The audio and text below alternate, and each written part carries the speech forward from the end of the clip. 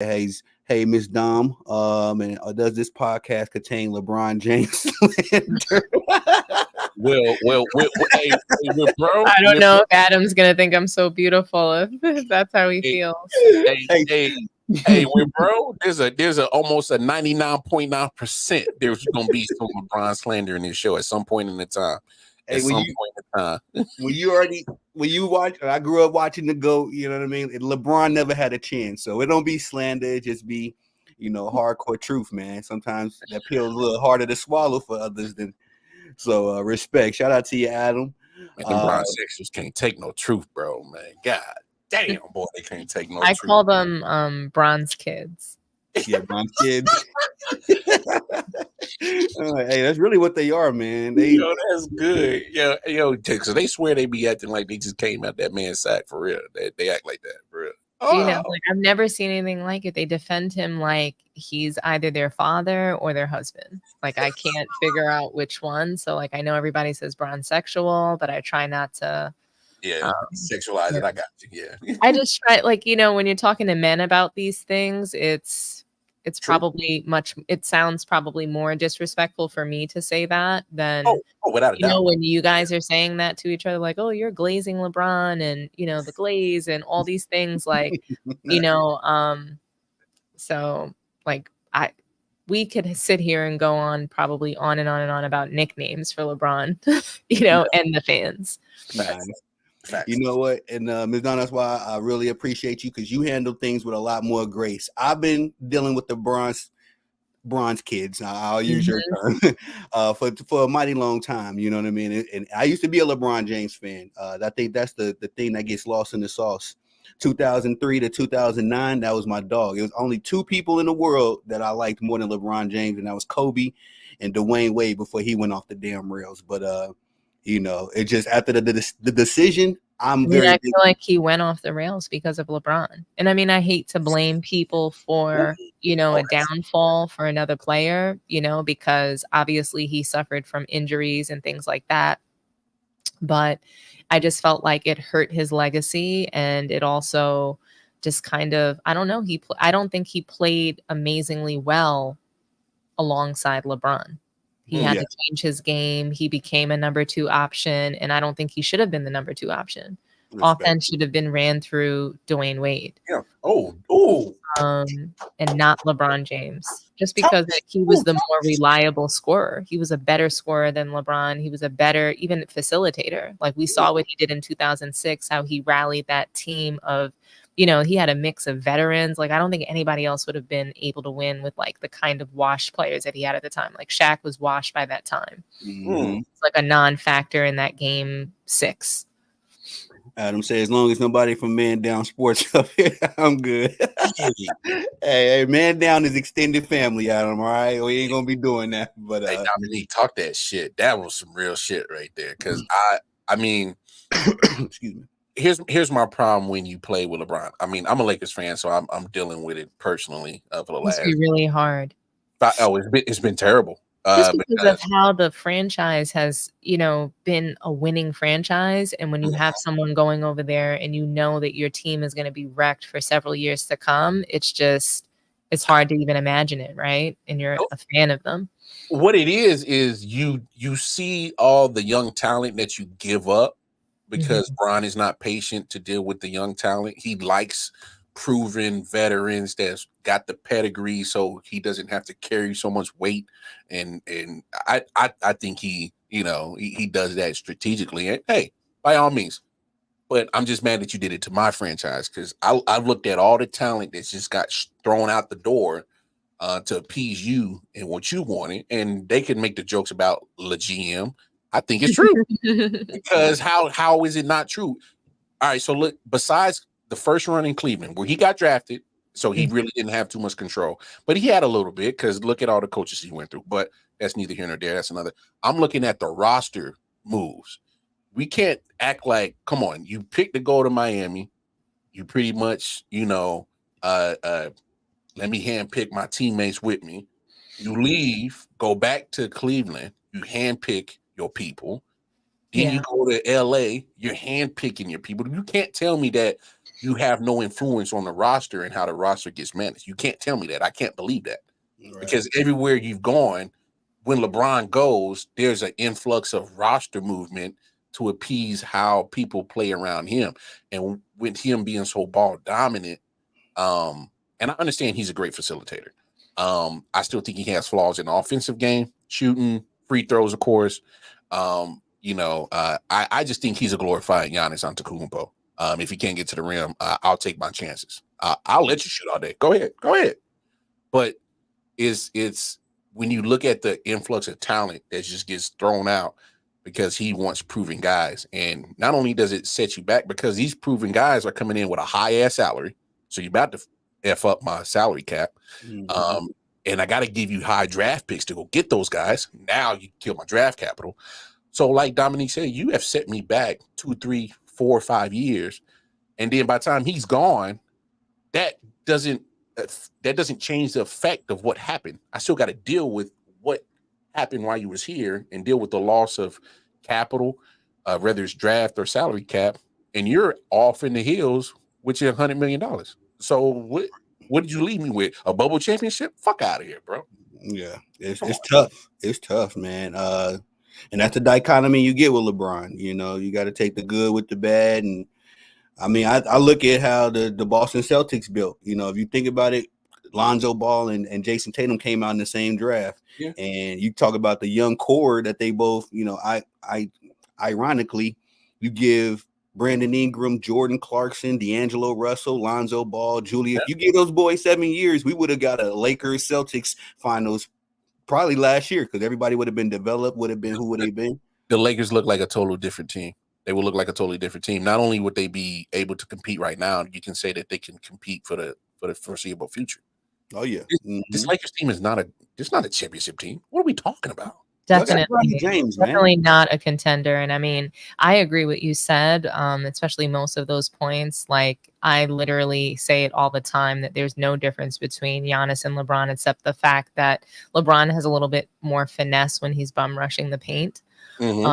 But the only thing I disagree with that you said is that he's a good facilitator, because if he was a good facilitator, then there would be like a better offense ran and there would be less turnovers. That the team is suffering, and I don't see how his assists actually lift the team. That's fair. That's why I don't think he's a good facilitator, and because guys oftentimes play worse alongside him, like D'Angelo Russell. Like, that is true. This kind of plays like poop on and off, right? When LeBron doesn't feel like being held responsible to shooting the ball, then it's somebody else's time to cook, and we'll see D'Angelo Russell have, like some standout games, like, oh, he's finally turning back into himself. But then when LeBron needs to push a narrative or debunk a narrative, then it becomes Bron ball again, and it's all about him and trying to front run and not feed the guys the hot hand the ball because he wants to be responsible for that win.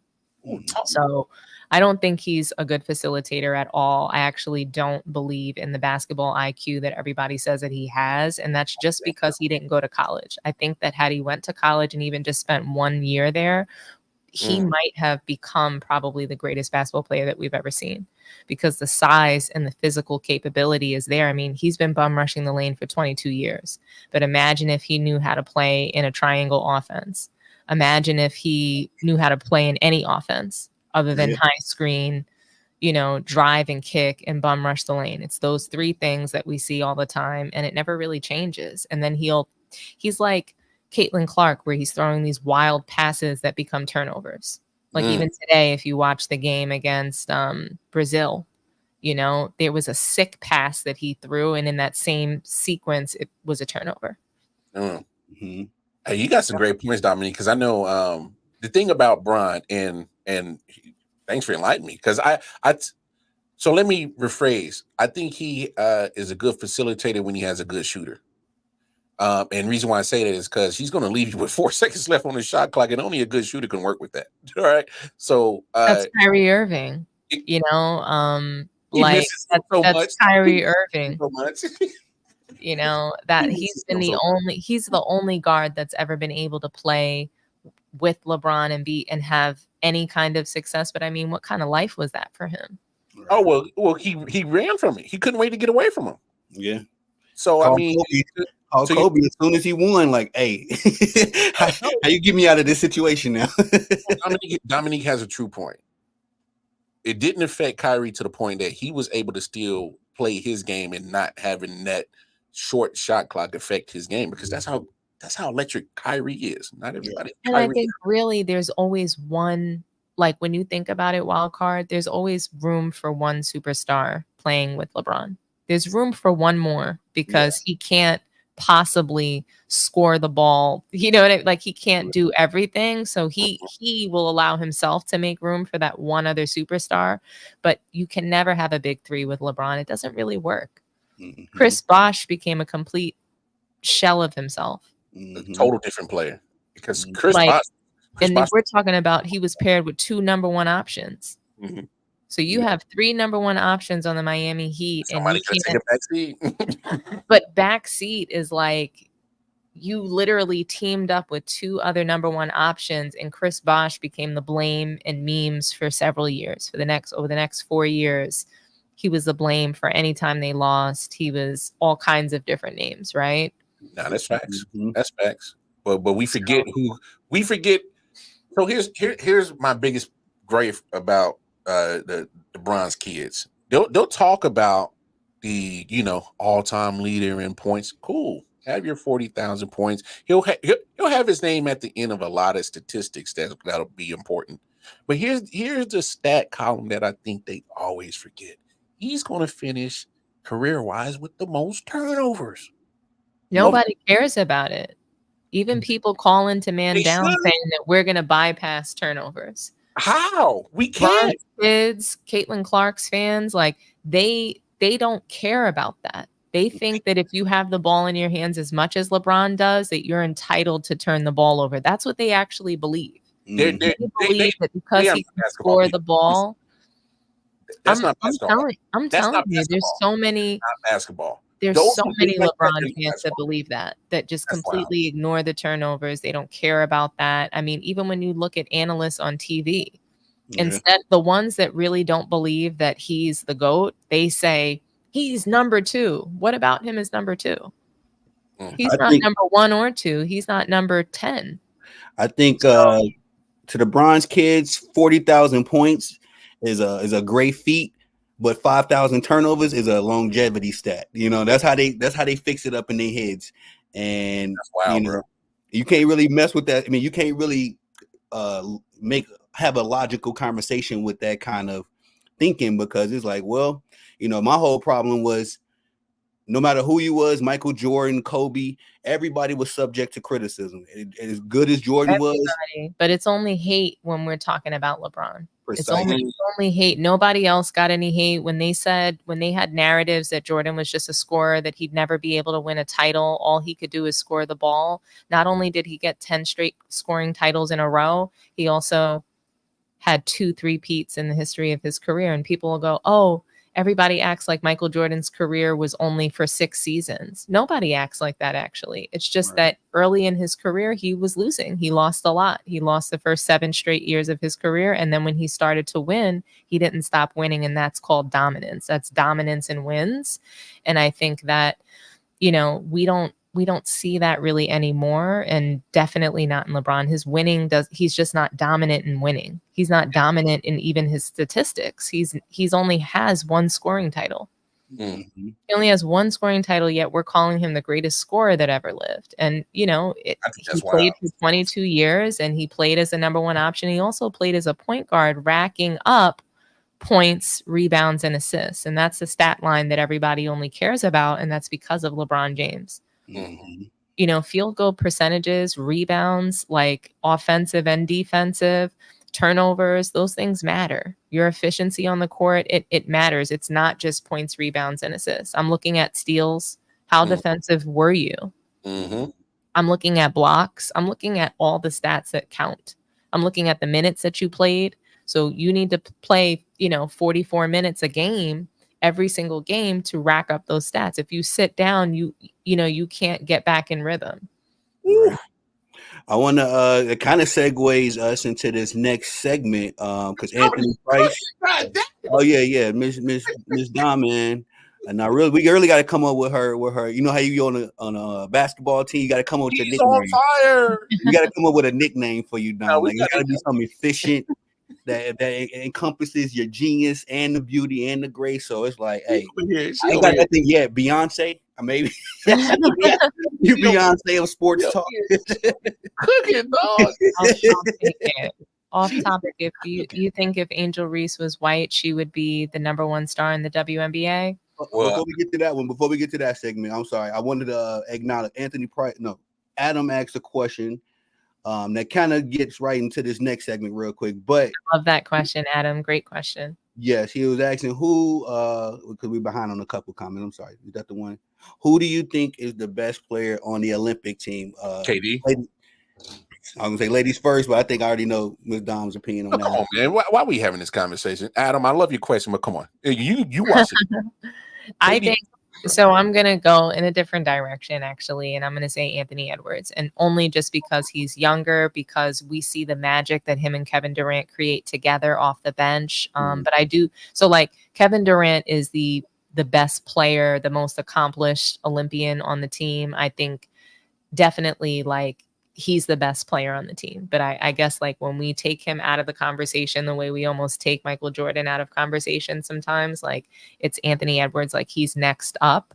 And we saw what he did in FIBA last summer. And we see him ascending. We see him flying. I think he had the most iconic like dunks in the Olympics that we've seen this, in these games. So there were sequences. I think basketball's about moments, right? So I think Anthony Edwards had some of the best moments that we've seen. That windmill dunk, he's bringing the slam dunk back. That was crazy and too. His game, and his game is a mixture of perimeter shooting, getting inside to the rim. Like when people say that, oh, like he reminds me of Michael Jordan, we can see why. Because he doesn't have one game. He has a dynamic game.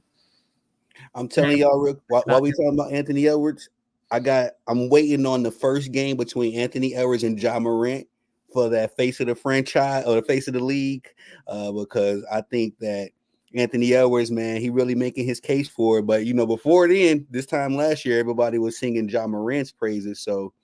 I love Ja Morant. I really love Ja Morant, but I call him Weavy Wonder. I don't think that he's I don't really have any respect for how he's been carrying himself. Yeah. There's no reason for him to be carrying guns. There's no reason for him to be acting like that before or after games. Get a hold of yourself. Be a professional. Toy guns, allegedly, Ms. Dom. That's toy guns, real guns. I don't care what he was doing. Like, you need to be focused on the task at hand. You are not a champion yet. So what are you doing being pictured and storied in the strip club with a gun? I will say this, just to get yourself, in the lab with your team, focus on being a team leader and win a title. And then maybe you start playing around. Michael Jordan was drinking, gambling. Motherfucker won a title. Multiple. Yeah, on that time. I will give Ja Morant just a little bill because as a big bro, I got little brothers in these streets. If you would have gave me $50 million at 22, 23 years old, I'm on the internet. Look at what I'm, I'm probably with guns, but you're on the internet with guns. I don't know about guns. When you're supposed to be a role model to young kids and you weren't raised that way. So he wasn't raised in the street. So why are you taking to that now when your life is different?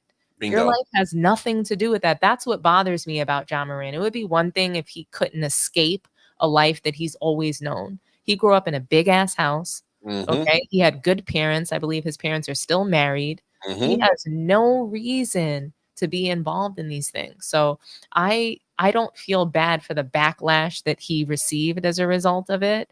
And he just should have never put himself in that place. Be a leader, not a follower. He's a follower. And how are you a follower when you're the big homie in your crew? You made all the money and you're out here following broke ass people that want to tote guns and be fake tough. Yeah. That's the thing, you know. When It's you're not It's a lot tougher though to lead yourself. It's a lot tougher not to follow the pack. It's a lot tougher to, reach back and lift up other people. And that's what I want to see from John Morant. I don't care about anything else. And I honestly don't care about what he's doing off the court.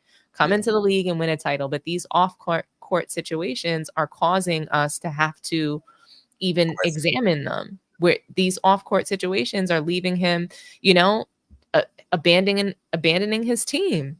And he has a good team and he's wasting time. You cannot waste time. You cannot guarantee that players are going to be healthy. You cannot guarantee that all the pieces are going to click and fit. And how is that team supposed to respect him as the leader when this is his behavior? People are like, oh, he reminds me of Allen Iverson, another ruined legacy. Does he want to turn into that? Does he want to be in China playing in year 15 when he could still be in the NBA?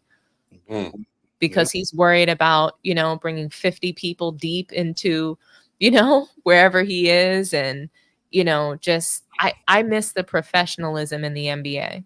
I really do. I miss the professionalism in the NBA. That's what guys like Michael Jordan and a slew of other guys brought, were professionalism. They showed up in suits. They showed up like they were a business for the NBA. And they had some pride in their work and what they do. And, I wasn't a huge fan of how Iverson carried himself, or now John Morant. And there are similarities. And I think John Morant's going to tarnish his legacy if he doesn't turn it around. And I think he can turn it around. He has the ability to do that because he's still in the NBA. But I just wonder, I feel like he needs to get traded and start over somewhere else like Kyrie. I agree. That's a good point. What you say to that? Well, Anthony Price say this guy's a gangster. No, that's what I said. His real name is Clarence. No, I mean, Dominique hit it all in the head. She's like I said, she's cooking tonight. So I mean, John Morant, for him to have so much talent. Oh, so here's two things that are bothering me with John. Obviously, everything that Ms. Dominique said with the off the field, off the court issues. That's a whole nother ball field of stupidity that I just don't understand. The other thing is I think he needs to, when it comes to his actual basketball game, he has to refine it and be more all around and more versed in all around game, because you can't dunk on everybody. And we noticing with him, he's trying to dunk on everybody and trying to go to the lane. Bro, get your midi. He would be a beast if he had a midi. He's going to be injured. Like he's gonna get jumper's knee like Derrick Rose, like loads of other guys, and he's not gonna be able to make it 22 years in the league. No, because he's hurt, because he think he could jump over everybody. You can't jump and leap over everybody, and you hit in the ground every play.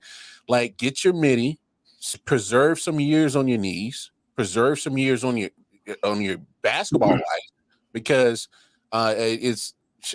Boy, you keep getting these knee injuries, these elbow injuries, these tendons, ACLs, whatever, because you think you can leap over everybody, and you keep falling down on the ground and hyperextending knees and joints. Bro, go look at Brandon Roy. Brandon Roy had to put potential to be phenomenal. Kobe Bryant, out of his own mouth, said the dude was a problem. He could have been on Kobe Bryant's level. Injuries took him out. Now with John Morant, because he's so reckless with his body, almost like a Jaden Daniels, just throwing his body to the whim on the court. I'm like, bro, are you trying to make it 10 years in the league? Because I understand you got the extension. Okay, it looks good, but you can get the Supermax. You're not going to be around to get the Supermax the way you throw your body around. So there's two things that's wrong with John. Obviously, get the all off the court crap cleaned up. Smarten up. Come on, smarten up. And then take out the weave. Weavy wonder. Yeah. He be killing me with that. I'm like, I know that's the new thing with the young boys, with all the colors. Not attractive at all. Yeah. Take out the weave. Hey, speaking of that, real quick, go back to your baby mom. He leaves, a woman like that. She's, seems so great. She was also an athlete, and to chase around Drake's sloppy seconds. No title still. He has no title. Got blown off the floor by the Warriors when he had a chance to ascend, and no MVP, no Rookie of the Year, no really huge accolades, really. He's literally turning into Allen Iverson. You got a contract extension, I guess. That's what you're playing for. If you're playing for money, cool. I'll never knock nobody's hustle to go get your bread. Because I like money too. He seems like he's giving it to whatever gang he's a part of. Like I feel like he lives for the gang and whatever that gang is. And you know, I really don't have that much respect for Ja Morant right now until he turns it around. I need to see him come out and ball. And I know, look, when he came back from the suspension, he was balling, what was it, 1 or 2 games, and then went right back out injured. I mean, it is sad, but like Allen Iverson at least went to the finals. Yeah. You know, won scoring titles. Like, I don't see Ja Morant doing any of that. So he's even lesser than Allen Iverson. Smarten up, Ja. Come on, smarten up, baby. And please take out the weave. I'm just waiting for like there to be a game where I see one of those colored locks on the floor. What's up, Wild Way? My God, that's funny. Hey, now I'm cooking tonight. Yes, she is. That is so let me ask y'all, kind of segueing into the next question. I guess we can kind of ride off of what A Price said as far as his off-topic question. Where was it? I go back up. He was asking the face of the WNBA. Why you look for it? Because I remember the question. Here's my thing, and I get what you're trying to ask, Anthony Price. But to really answer your question, I think the face of the league is still A'ja Wilson. So at this point, I don't think the race even matters, because Caitlin Clark can get all the hype that she wants from her Clark fans, but she's not the face of the WNBA. That's A'ja Wilson. We talking about the Clarkian she is. Come on, bro. No. They ready. But I'm talking about to basketball people that watch basketball. Yeah. A'ja Wilson is the face of the WNBA. She's been the face of the WNBA the last few years.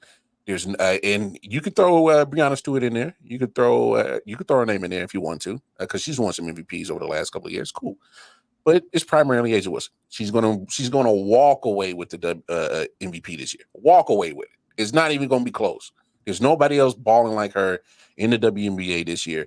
Not Breanna, not Sabrina, not Aaliyah, not even Caitlin. So to really answer your question, AP, I don't think race even matters in this, because neither one of them are the face of the WNBA.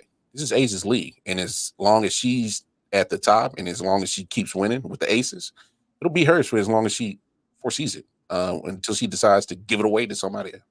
So it's hers.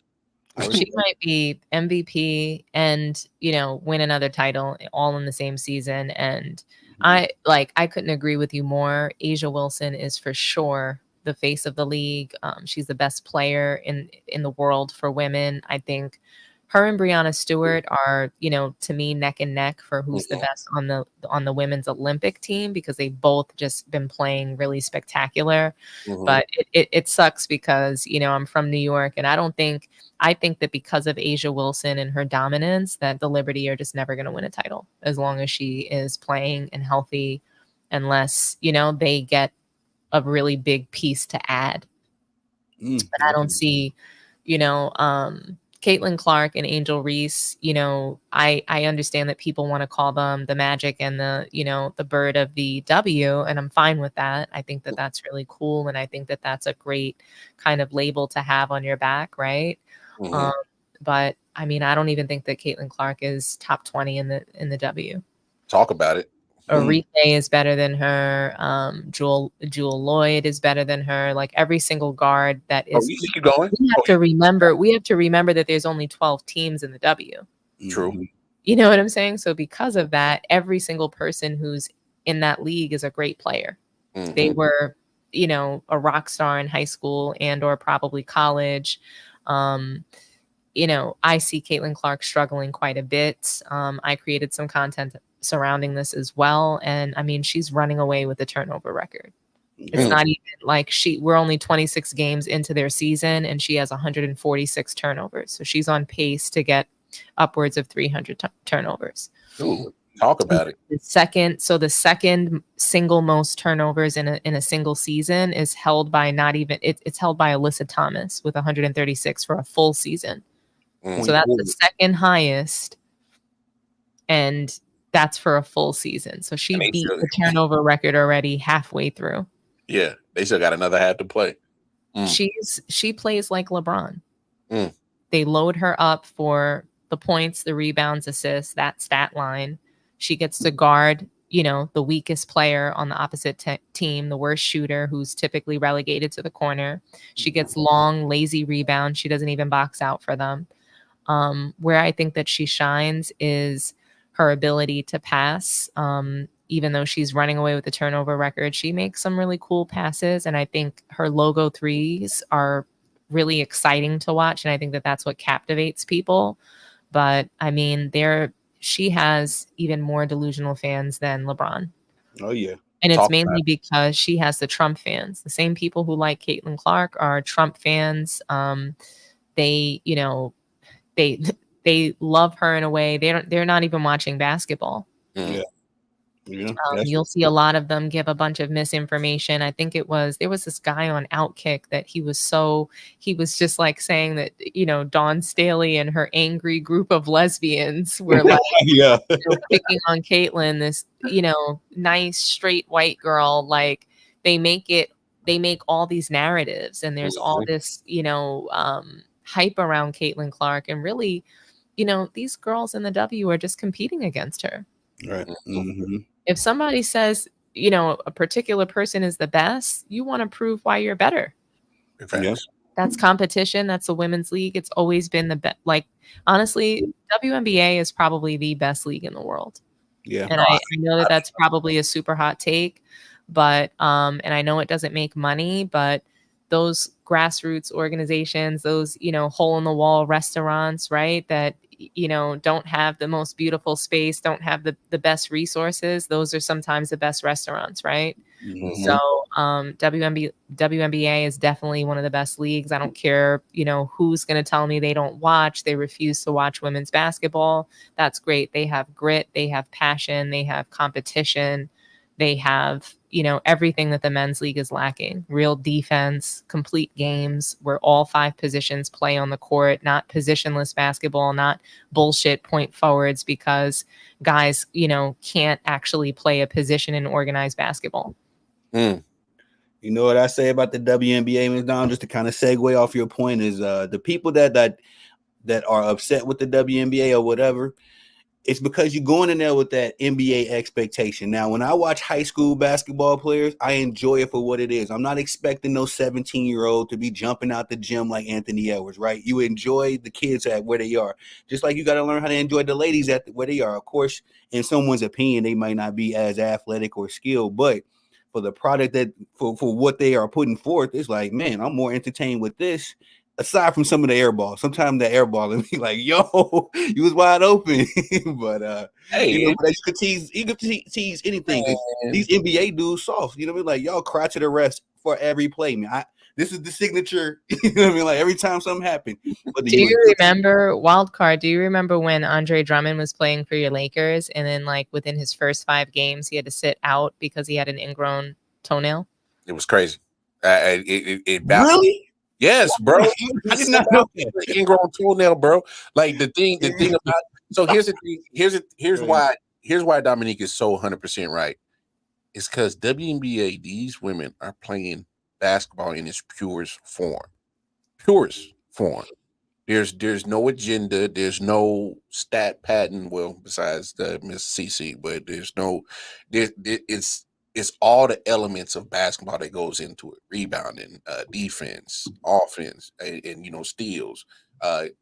Every aspect of basketball is shown, and I think the masses that hate the WNBA is because, like you said, Tony, they're expecting WNBA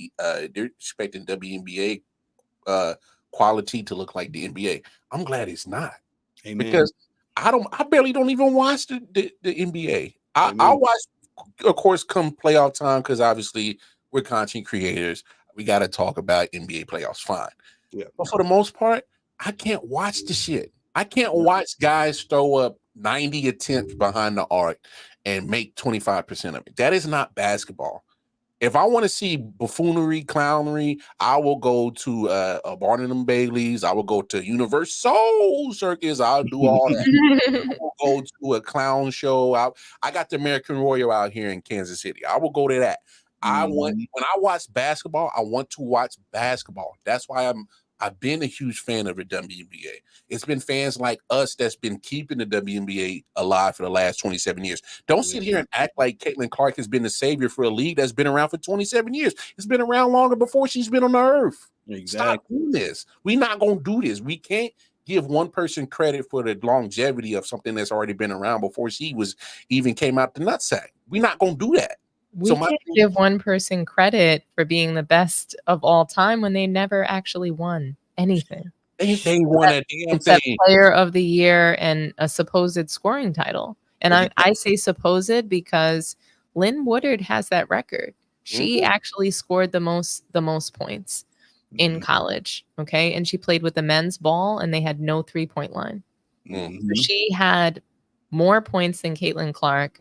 Caitlin Clark didn't really beat her record. And she begged her to beat it with a men's basketball and no 3-point line. Yeah. So, and everybody, what did they do? They came out and called her a hater, but it's true. The NCAA wasn't actually, they didn't call it that. It wasn't officially the NCAA, but she actually has the record. And, Caitlin Clark never won a title in college. And I think it's really important. And I don't care what anybody says. Oh, she dragged her team to Final Four and title games, but she played in a very weak conference. And again, the players on her team were there to be in support of her.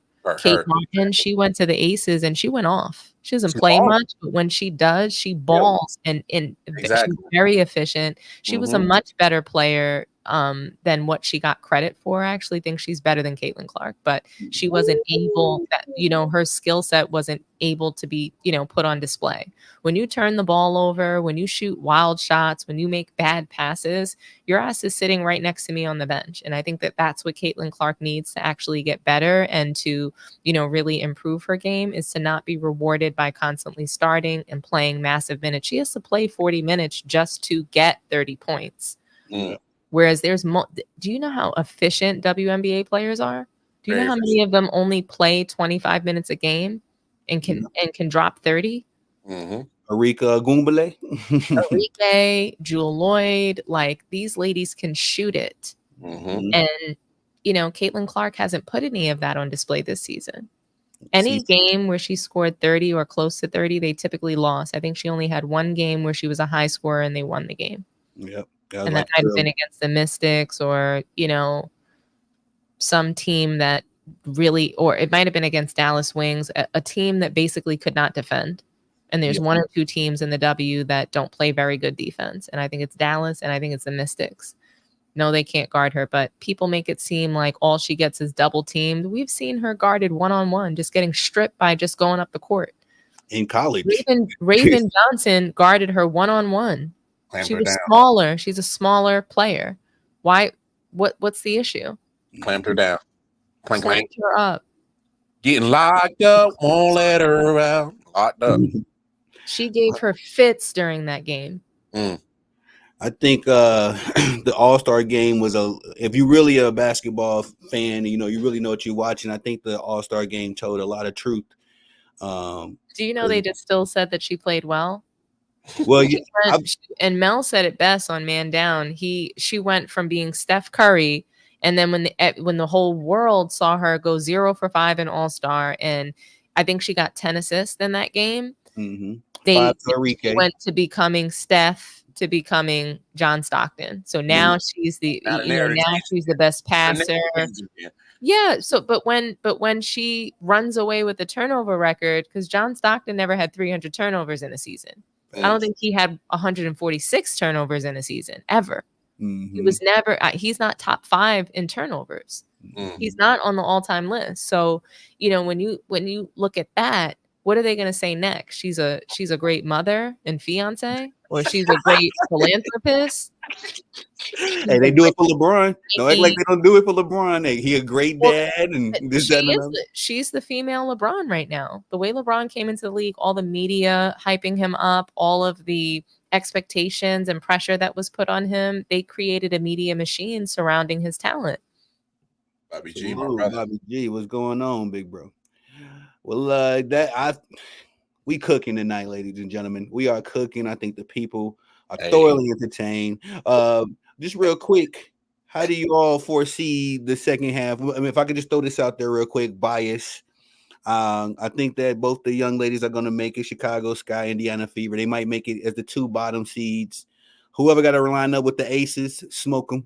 They'll be the first round exit easily. But I got a hot take right now. I do think that the Chicago Sky will go further in the playoffs, and I think that's going to be another telltale truth. But I also think that even with that happening, Caitlin Clark is going to get the Rookie of the Year award anyway. But how do you all see it playing out? Because I think the top is going to be, what it is: Aces, Liberty, Minnesota, and the Kinetic Sun. I think they locked up the first 4 seeds. But how y'all see that bottom 4 going?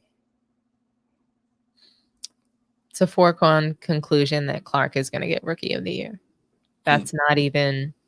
Yeah, it's crazy. He has the backing of the most powerful members in the media saying that the entire WNBA is jealous of her. They're hating on her, because she's white. All different kinds of things, right? They're saying all of these things about Caitlin Clark. Stephen A. Smith is supporting her. Shannon Sharp is supporting. Literally, all the major media members are saying she's Rookie of the Year, and some of them are even saying that she deserves to be MVP. Yeah, I've heard that too, which is wild. How did y'all?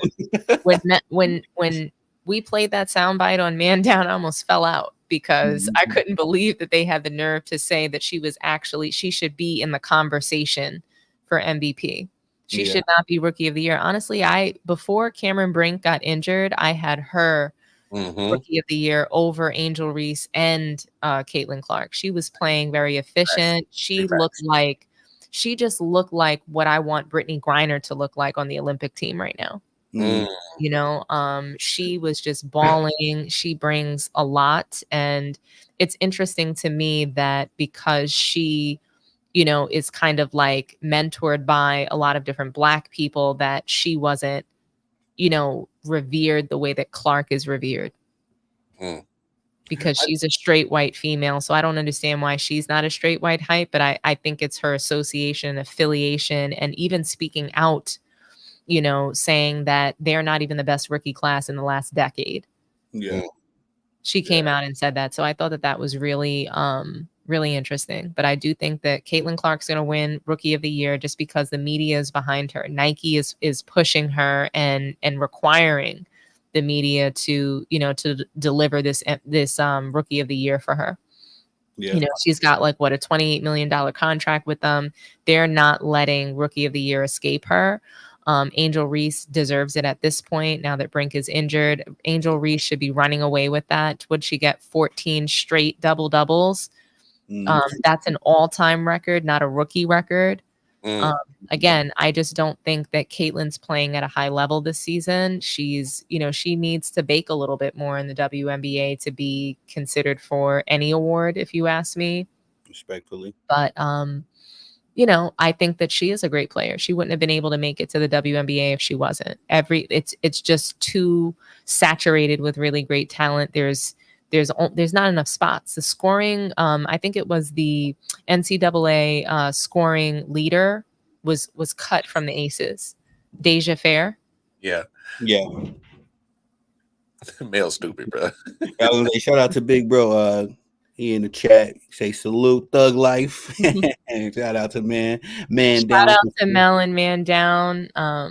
Check them out on Friday, the full panel. I'm sure Mel probably had a solo show today, or maybe it's going to drop tomorrow, but check us out over there on Man Down. But yeah, straight white hype. That's what Caitlin Clark is. And, they're not letting it go.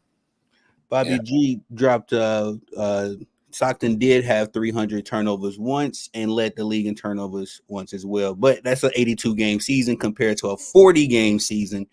And Caitlin Clark is running away. Just real quick, I'm sorry, I'm gonna go through the. Thanks for that correction, Bobby G. But I don't think that he's top 5 in all-time turnovers. No, he's not. No, not before. Efficient. He's top. I think 5 in steals and assists. Right. And when you turn around and you have a 300 turnover season, you want to make sure that never happens again. I bet he never had a season like that again. Caitlin Clark doesn't care because her fans are going to abandon the turnover record. We're just going to gloss over it. We're going to bypass the turnovers. That's what they told us on Man Down. Well, what you see, this is her game. That's her game. Can you improve on certain things? Yeah, but for the most part, that's her foundation of her game, and that's she pretty needs much to work on her handle, though. Oh well, yeah, She yeah. needs Of to course. work on her ball handling, and she needs to take better care of the ball in order for her to even be close to, getting her team into contention, because they have the pieces. They have 3 all-stars on their team.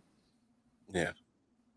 No, yeah, they do. Yeah, that's something else some people don't talk about. Like she got a lot more help. I think it was Chris. Shout out to Casanova. He made a good point that I've been running with. I've been regurgitating like I came up with it. But Caitlin Clark is the number 1 facilitator and scoring option. Angel Reese, every night, as long as Kennedy Carter is healthy, she's going to be the 2nd or 3rd option, given if somebody else is hot. And also, she's the number 1 defender every night. And most times in the 4th quarter, Caitlin Clark, I think you said this, Dom, Caitlin Clark disappears. Angel Reese usually does her most work in the 4th quarter, whether it's them rebounds, whether it's getting a nice bucket. So, but she's the last defensive option on her team. Yeah, she barely defends. She's the last defensive option, and really, she's the 3rd offensive option on her team. I don't give her first offensive option when that is Aaliyah Boston, and the 2nd would be Kelsey Mitchell. But that's not how they decorate the offense. She bringing the ball up and taking them shots, logo 3. Yeah, but she's if she's playing the right way, she's going to have a stat line of, 10 points, a couple rebounds, and she should have 10 assists. Yeah, right. Easy. What Mel said, does a great player having a lot of turnovers make that stat a good stat, or are turnovers still bad? Y'all get that question? No, he's asking, does a great player having a lot of turnovers make the stat a good stat, or are turnovers still bad? Knowing Mel, he's asking the importance of the turnover stat. Okay. And for me, like we said earlier, and I agree with Dominique, turnovers matter. How do they not? You're giving away possessions. You're taking away points from your team. You're definitely giving points to the other team. So you can easily affect your win-loss column easily with turnovers. It erases the assist. Exactly. If you have 10 turnovers in a game and 10 assists, then the other team scored on those assists. That's the problem that I also have, is that they lost a lot of games because of her turnovers. Teams scored on those turnovers. So if they were turnovers that were empty, that's something different. Right. Like Cynthia Cooper, I think in her debut game, she had 7 turnovers and they still won that game. That's the difference. Right. Nobody cares about turnovers when you're winning. So if you won in spite of the turnovers because teams couldn't actually score in transition on you, then that's something different. But that's not the case with Caitlin. She gets beat on defense, and that's why teams can score as well.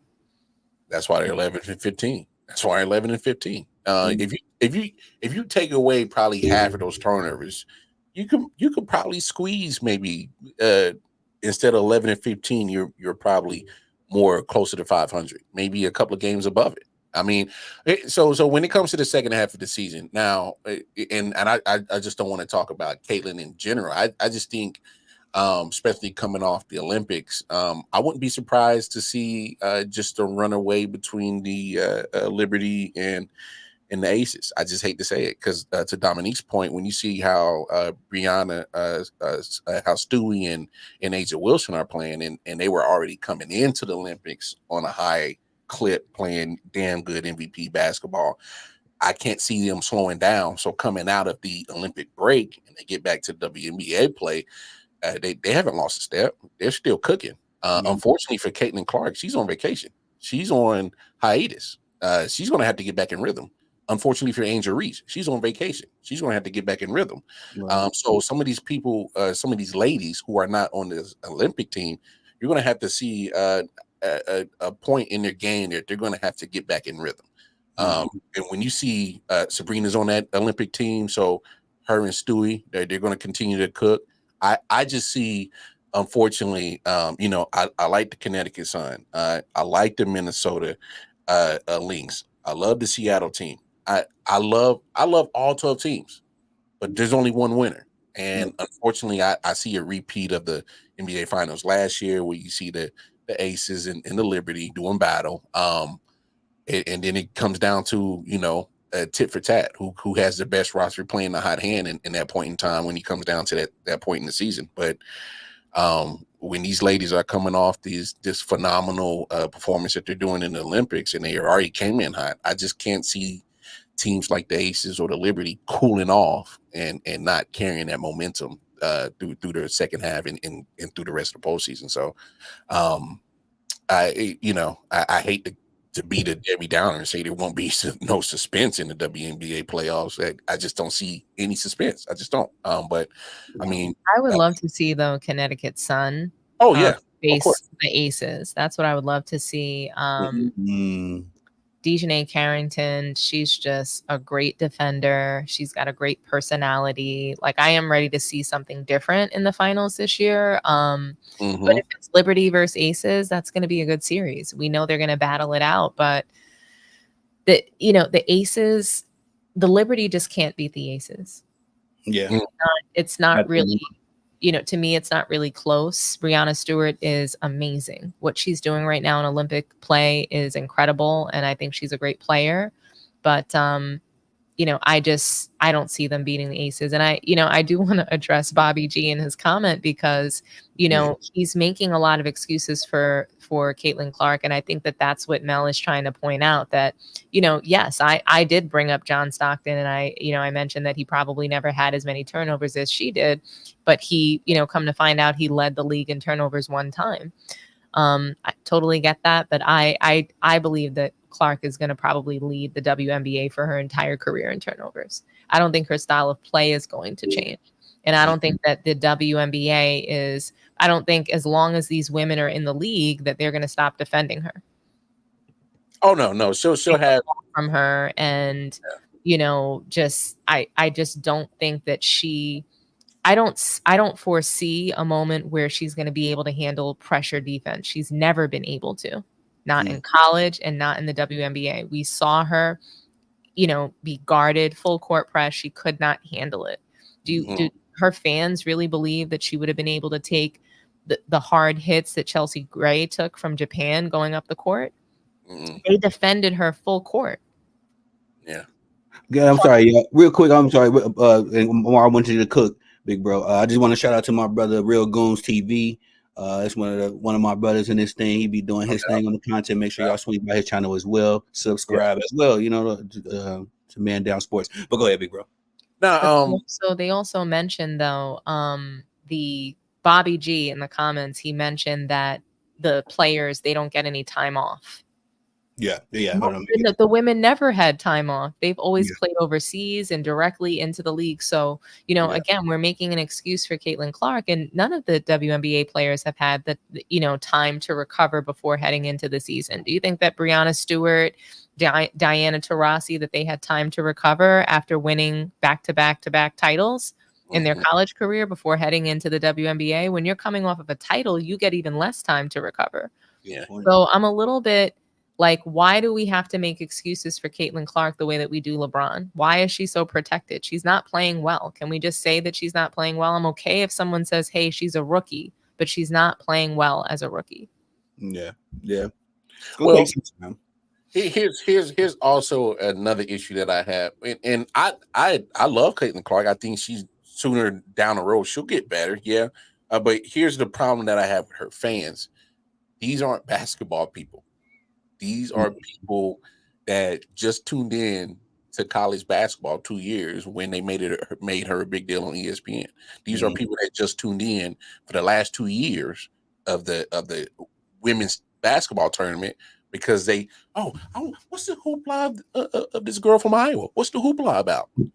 This what triggered them, big bro, right there. That's when everybody became a Caitlin Clark fan, because that's when she became a victim and all of a sudden, you Who's know, picking on our straight white hype? you dig. Angry lesbians are after her. So here's the deal. For real. So I watch a lot of professional wrestling. All right. You got a heel and you got a face. You got a good guy, you got a bad guy. They're making Caitlyn the face. They're making her the good girl. They're making Angel Reese the heel, the bad girl. And I think the media is playing on it, and is not necessarily the ladies that asked for it. It's the media, you know. And I'm kind of coming out of kind of left field with this. I'm kind of glad Skip Bayless is leaving, because there's less fools that come with the idiotic rhetoric that comes out of his mouth is less them. Yeah. All right. It's one less. So how I see it is cats like us. Who's Tony, left to tell the truth about LeBron? Whoa, man, I didn't interject because me and Dom had a conversation about this. This is what I was saying. It's important that you have independent content creators. Now we don't need a Skip. I'm talking about mainstream media, though, because mainstream media doesn't care about what you and I have to say. I mean, they might, right? Like, but you know, who's left in the mainstream that's going to tell the truth about LeBron? Everybody works for Clutch. Even, you know, when I found out that Chris Broussard works for Clutch, again, I almost fell out. I couldn't believe it, because for years he was saying that LeBron is not the GOAT. And now we don't really hear him saying it at all. Yeah. We know what he believes, but we also know that he's not going to speak out and say, you know, what's really going on with him. And of course, like the dynamic of the Odd Couple, it works that way, where like Broussard is like, you know, they try to tell the truth as much as they can, but you know, we see what happens when you're paid by Clutch Sports. Yeah. And just to finish my statement, and I see Mel is getting to it. When you have less people who are spewing this rhetoric that are narrative driven on your FS1, your ESPNs, that's why I think it's important of what we're doing, and Tony Savant and the content that I create, Dominique and Man Down and everybody else. Me and Bobby G make great content. I think that's why we are important. So when I was happy, I'm like, Skip leaving? Oh, that's one less fool we got to compete with. That's one less fool that we have to worry about in our way of what we try to do. Because there's going to be a point in time where people are going to come to YouTube and see the content that we create and be like, yo, these jokers spitting some real shit. When I tune in to Man Down on Friday nights, I already know what I'm going to get. I'm going to get some real shit. When Dominique's on that panel with Mel and Chris and Jay and Eric and whoever else comes on, I know I'm going to get some real shit. When I tune into my guy, Tony, I'm going to get some real shit. It comes to a point in time where we have to come together and say, man, stop falling for the bullshit of these narrative-driven talking heads and talk sports. Talk the realness, the pureness, and what it's supposed to be about. If we want to sit there and talk about the WWE part of it, cool, we can do that. But that's not the basis of it. The entertainment part is fine, because we know that's what drives the money. That's what brings the bottom line. Cool. We can have that conversation. But when we talk about the actual sport that is being talked about, whether it's basketball, baseball, football, hell, if we talking cricket, I don't know much about it, but I'm gonna figure it out. But if we talking cricket, let me talk about the basis of that sport and put the conversation of the media part and the entertainment part to the side. That's a separate conversation. Let's talk about the meat and potatoes of that sport, which is really what matters. And so when we talk about WNBA, Caitlyn's going to be cool. Let her have the accolades and hype her up and talk her. And I don't give a damn. Hand her the Rookie of the Year. But real ones know. The real ones know. If you watching the game, because we all got been given 2 eyes that God has given us, we can use them and see without a shadow of a doubt. Yeah, Angel Reese been balling. If Cameron Brink didn't get injured, she's a runaway with this title. We know what's up. So that's why it's important what we do. And to segue off to that, me and Dom had a conversation earlier, and that's what I was trying to express. So, of course, right now, Dom, yeah, we're the grassroots, political party. We go, but one day you keep fighting for the right cause. Because my aspiration is, my son is 5 years old right now. But eventually, when he's going to be 15 and he's going to be on the internet, and he's going to see he might see a lot of Chris Broussard, Stephen Smith, and all them capping. But then eventually he's gonna be like, well, this don't sound right. And okay, Dad was doing this, and Uncle Lamar, Aunt Dom, you know what I mean? Now you getting the truth and you getting the lie. But now you got to determine which one you gonna ride with, because that's all it is at the end of the day. The bronsexuals know the truth. Excuse me, the bron kids know the truth, but they elect. They know what they're saying. They elect to choose the lie. So it's the matter of the fact that you have to. We doing God's work. We doing God's work. So, hey Jeffrey, you gonna have to school me on cricket, bro. I don't know about it, but once I figure it out and we start talking about it, we gonna talk about it for real, for the purity of it, dog. So wicked 6 stitches and overs. I don't know what that means. I know it's cricket terms, but I don't know much about cricket. But I mean, I watch a lot of sports, but at the end of the day, you can't fool a person that knows the real and can think on their own. You know what I'm saying? You can't, gloss over and, hey, Omar, what's happening, bro? You can't fool those that really know. And when real, like Riley said on the Boondocks, real recognize real, and you niggas looking unfamiliar. So at the point of the day, I mean, y'all see who I'm on the panel with. I don't associate with people who's gonna talk that bullshit. I don't. Yeah. If you're gonna feed me bullshit, I can go to all kind of streaming channels on my TV for that. I don't need to talk with people to have that conversation. I can just listen to the bullshit and then turn it off when I get disgusted. I don't look. At the end of the day, man, if you want to be one of those talking heads about the entertainment and the money part and the WWE and the shenanigans of the sports, cool, by all means. I think you got a short life or a shelf life on your career in content creating. It's going to be real short because you gotta live with a gimmick and you got to keep up with that gimmick to keep your views. And once motherfuckers start weaving you out, I'm like, oh, this man a gimmick. He's a character. Now, I ain't gonna say the brother name, but it's a cat that I started in this game. We was in the exact same group. He a Bron kid, and he's channel dead. He ain't making content no more. Like you can't start this hustle. But it kind of segues into this next segment. And Ms. Dom, I just looked at the clock. I want to be respectful of your time. But we were kind of discussing something on the show yesterday. Shout out to the Sports Professor, Ball and Buds. Make sure y'all swing by Bro channel. They doing good work over there. I know I'm gonna have to get up with you all because football's coming around the corner, man. We're gonna have to talk some football, baby. Same with you, Tony. I gotta bug your ear about some Packers stuff. Dominique, you watch football? I do watch football. Yes. I don't love it the way that I love basketball. And it's because of the organizations. It's because of how they treat their players. And, it's hard to watch the NBA and see that, we're still paycheck slaves after all of this time building that league, right? There's no Black ownership in the NBA. There's no, Black ownership in the NFL. And it's hard. It's hard for me to give my time to that league, given all of the messed up things that they do. But I really respect the players and what they give to the sport. They're putting their body on the line. A lot of them wind up with CTE, all of these things, and just the toughness, the mental toughness. I can't not watch, certain teams play. Okay, Ms. Nam, this is not a political podcast. Okay. It's just that's my problem with the NFL. It's hard for me to support. It's very I prefer college football to NFL. I got you. But when you know what? Football, who you rooting for though? For NFL? Both NFL and do you see my back wall? Oh, no, I see it. I just want you to actually the Jets. So I grew up as a Jets fan, and it's a very, very hard life. Yes, they're doing better, but again, I think it's like fake news. Aaron Rodgers is not gonna do anything for us. So the fact that we picked him up it pissed me off. It pissed me off bad. Tony knows that I think that Aaron Rodgers is overrated and not gonna do shit. Not right. Season, so, yeah. You're right, man. No, I saw the background. I didn't know if you was gonna actually, had the audacity to admit it or not, because it's been tough.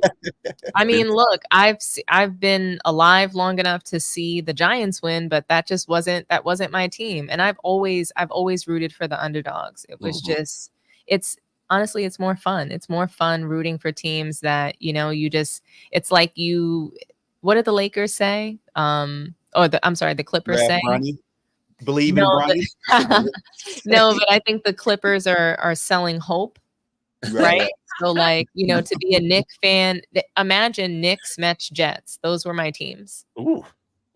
Ooh, heartache. You just never win. But the fans and like how we root for the team and how we never turn our back on our teams, like that was the great thing about growing up in New York and being a fan of those teams, is that like people showed up all the time for the games, and gang green, baby. So I'm going to sign off on that note. Gang green. Punishment, though. Yes, I mean, but I mean, I'd still much rather be a Jets fan than a Cowboys fan. And yes, they've won, but like and I've said this before, if Dallas is America's team, it's just a shame that we have to, like, we're being punished. So to watch Dallas and everything that they're going through, I'd still much rather be a Jets fan. I respect that. That is a take. That's going on the YouTube Shorts, Ms. Don. We'll send you that one because that's crazy. That's going viral. I was like, bro, Cowboy Nation gonna go crazy. I was like, bro, you got to clip that one, dog. yeah. I'm gonna edit that out because Cowboy Nation gonna come for your throat. What do you mean? And I already have the Clarkies on my back. I have Bronze Kids on my back. It's really bad. So you about to add the Cowboys. You about to add the Cowgirls, the whole bandwagon to all that. It's a tough life. I wanted to get y'all's takes real quick on this particular topic because Miss Dawn was cooking in the comments yesterday as far as, and I'm sorry, I'm watching this Olympics. They got a fast walking event in this. I wish I could turn my laptop so y'all can see. No. You talking about the walking competition when they be walking on fast and they yeah.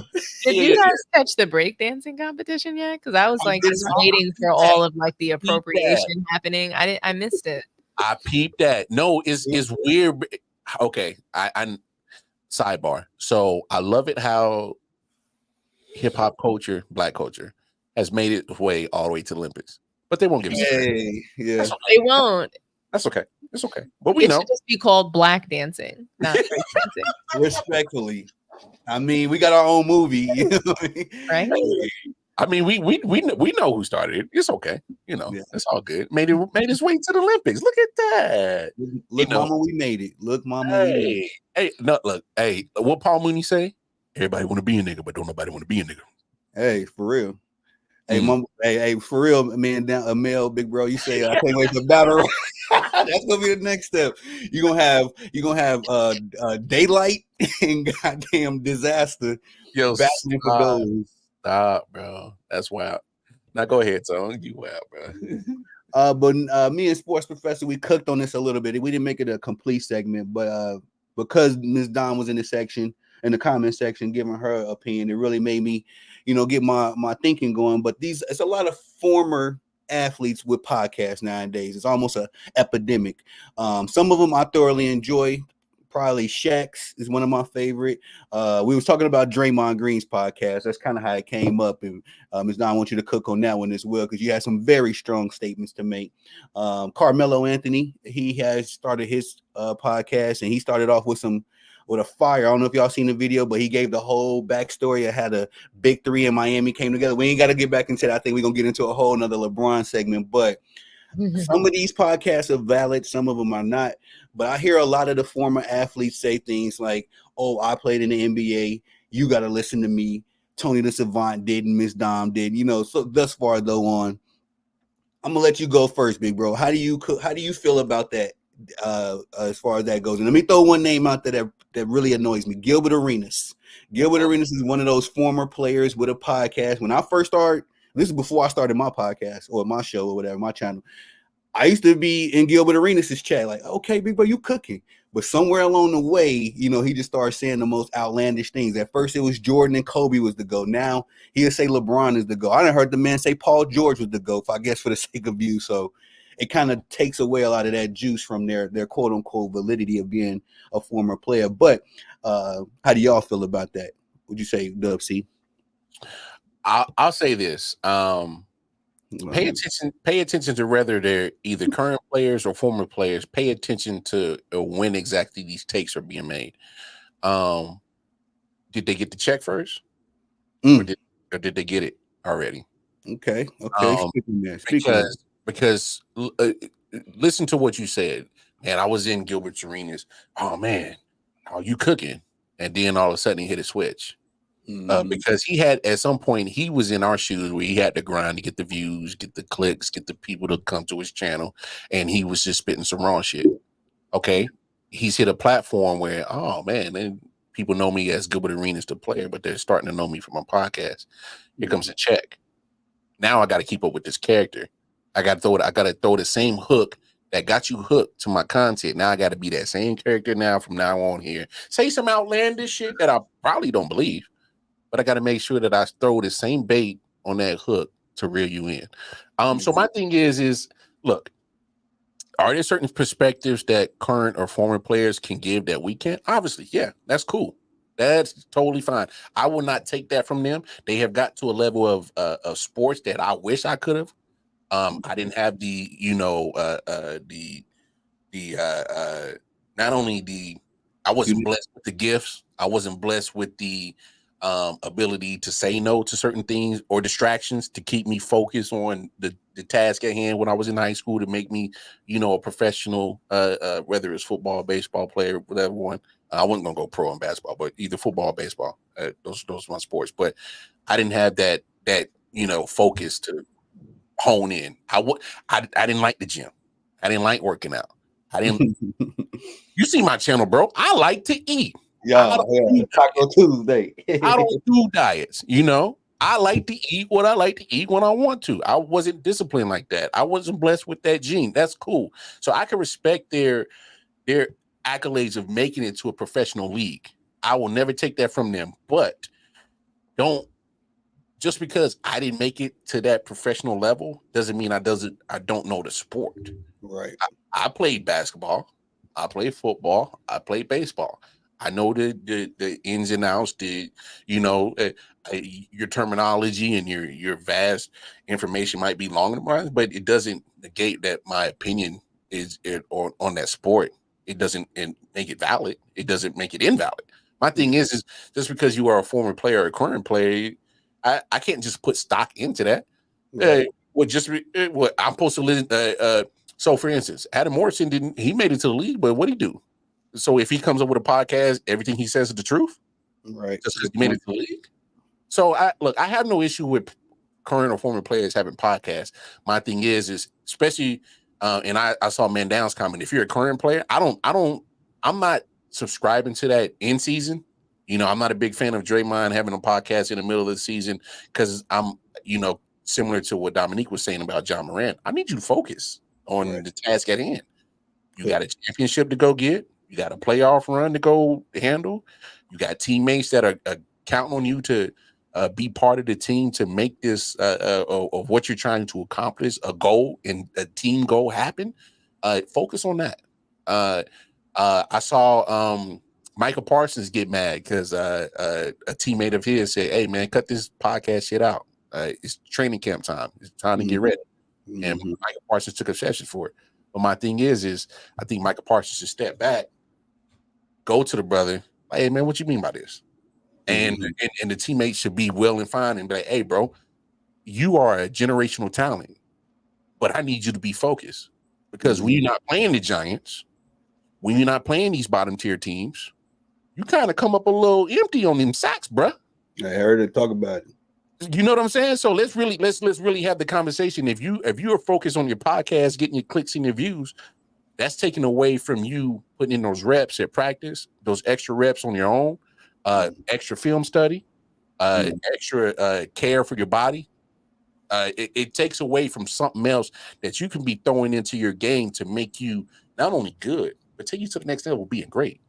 Take you to the next level of being great to being iconic. From being iconic to being a motherfucking titan.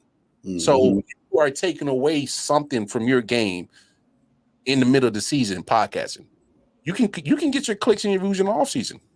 Now, former players, here's my thing. Don't be delusional. Like, be real. Some of these former players just be talking, like I said earlier. When did the check come in? When did it come in? Because now you got a different tune. You know, because now I gotta be look at my channel. LeBron's the GOAT. That's a telltale sign. Whenever they start saying LeBron the GOAT, you know they got paid. I'm just saying, when you start bojangling, oh, okay, well, how big is that check? Because and I hate to say it, I love Shannon Sharp, but I'm starting to see a little different to Shannon. I hate Uncle Shay. That Uncle Shay he looks a little different sometimes with his takes because that check look a little different, don't it? You know what I'm saying? Gil looked a certain way for a certain point. It looked different because he got a certain check. I used to rock with Stephen A. Heavy. He started looking a little different once that check looked a little different. So my thing is let's look at these former players and look at these with their podcasts. Who's driving your narrative? Is it literally you, or who's writing that check? So that's the only thing I got with former players having podcasts. But at the end of the day, they're gonna be. I miss net. Oh, don't do Unk like that, man. Come on, Unk gave us some good takes.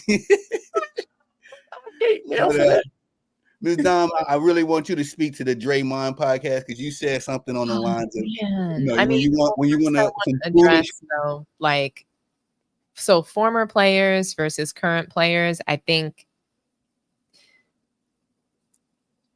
former players like Big Shot Bob, I want to hear more about what he has to say, but for some reason his podcast isn't popular. I didn't even know he had a podcast. But I'd be pressed to want to hear what he has to say. When I hear of and Scottie Pippen, he should have a podcast. I don't know why he doesn't. He should have one. He should be he should want to put his stories out there. He's got a lot of great things to say. So I'm surprised he doesn't have one. But Gilbert Arenas, I think that I think it's a lot of cap. I can't stand even some of his guests on the show. I'm not a huge fan of really any of them.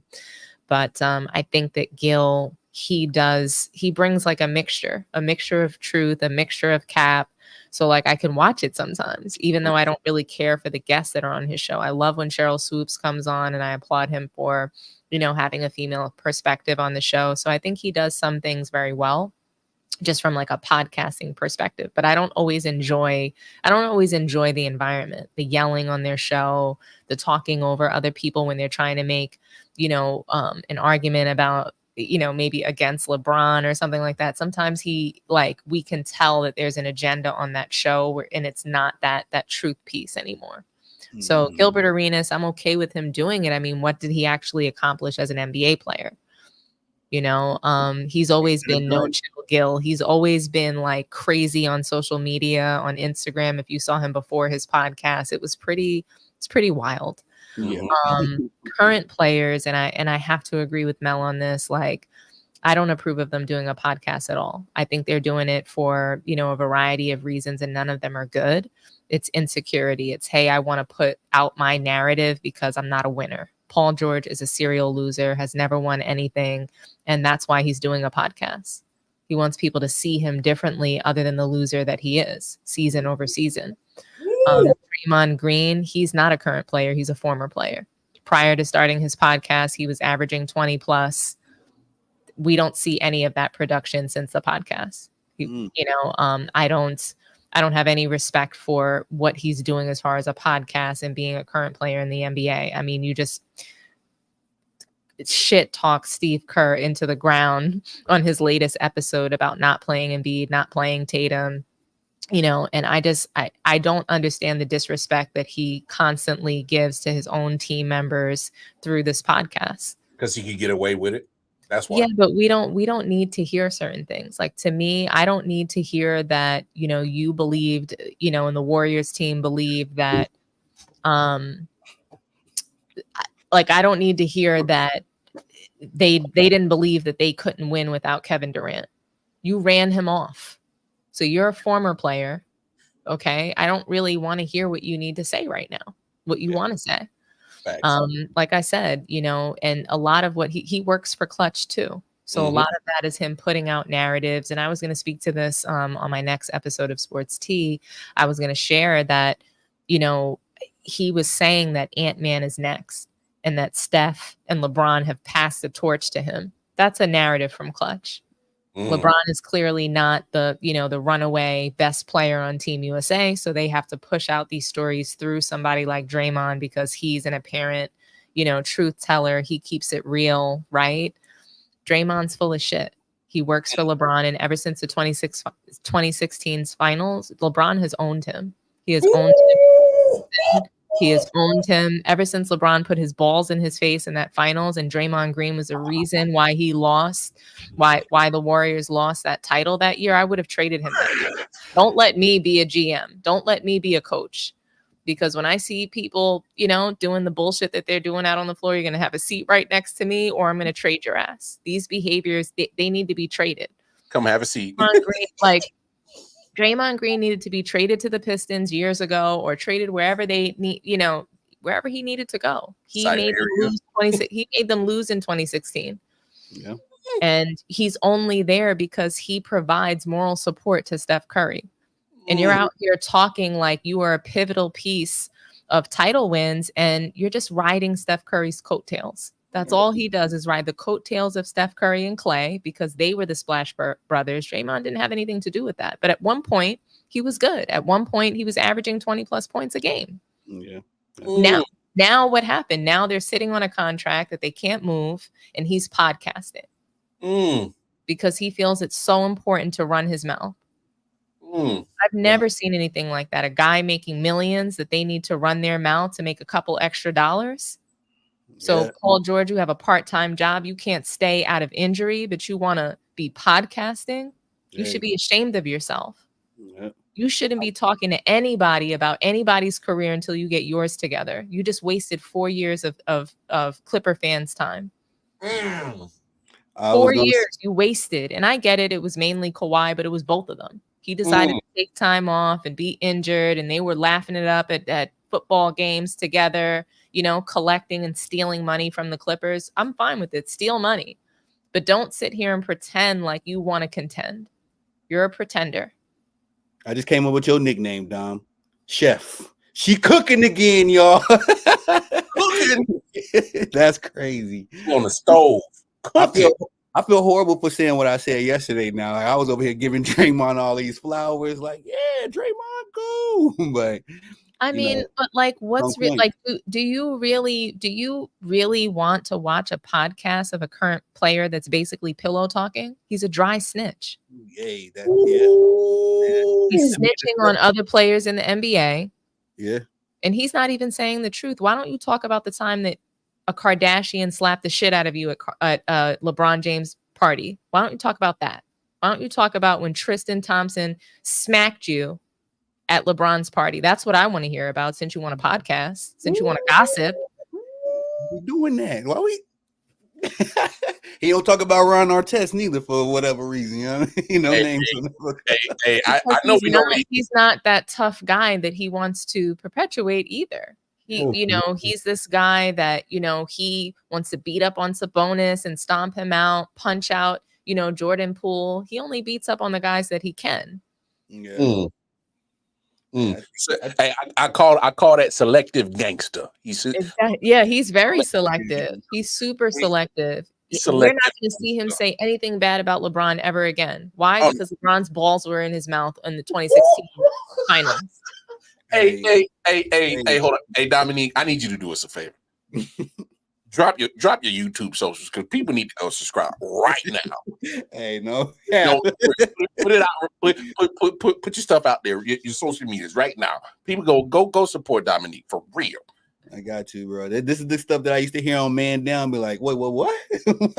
I thought you were gonna be nice. You have ball sacks in your mouth, and you actually want to be in public on a podcast.